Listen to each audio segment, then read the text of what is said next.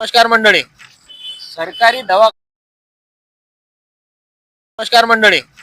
सरकारी दवाखान्यापुढे आजपर्यंत कितीतरी उपोषणं झाली, आंदोलनं झाली, तरी सुद्धा यांच्यामध्ये काही परिवर्तन अजूनपर्यंत झालेलं नाही.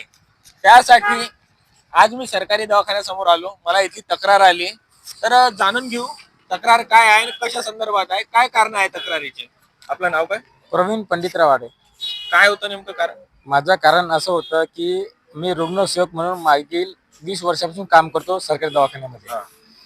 त्यानुसार सुरक्षेची अवेरावी बंद झाली पाहिजे. रक्त तपासणी 24 घंटे उपलब्ध असावी. डॉक्टरचे ड्युटी चार्ज आणि नाव नंबर हे कसं करतात, डॉक्टर तिथे नाही का त्यांचं असिस्टंट ठेवतात आणि प्रायव्हेट दवाखान्यात ते तपासणी करतात. आणि आणि त्याच्यानंतर डायलिसिस वार्ड जे आहे ते आपला ओपीडी जवळ असावं.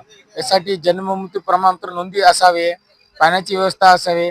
असं सगळे माझ्या मागण्या आहे. म्हणजे माझ्या 16 पगाराच्या मागण्या आहे. त्या दृष्टिकोनानं मी उपोषणला बसलेला. मागील उपोषणला बसलो होतो, त्यांनी मला आश्वासन दिलं होतं. फक्त 8 दिवस हा कार्यक्रम चालवला आणि नंतर मग जसं ते तसं. त्या सर्व मागण्या मी स्क्रीनवर दाखवलेल्या आहेत, तुम्ही स्क्रीनवर बघू शकता. आजपर्यंत हा प्रकार सरकारी दवाखान्यात गेल्या कितीतरी वर्षापासून चालूच आहे. अजूनपर्यंत त्याच्यात काही सुधार झालेला नाही. त्याकरिता आपलं नाव? प्रवीण पंडितराव वाडे. भाऊ उपोषणाकरिता बसलेले आहे आणि आपले सचिन भाऊ मनोहर भाऊ पण त्यांच्या सोबत आहे पाठिंबा म्हणून.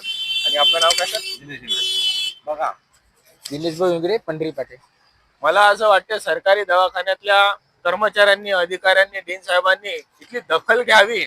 वरिष्ठ अधिकाऱ्यांना, कर्मचाऱ्यांना, पालकमंत्री साहेबांना, स्थानिक आमदार, खासदार यांना सुद्धा माझी हात जोडून नम्र विनंती आहे की तात्काळ परिस्थिती सुधारण्यात यावी. धन्यवाद.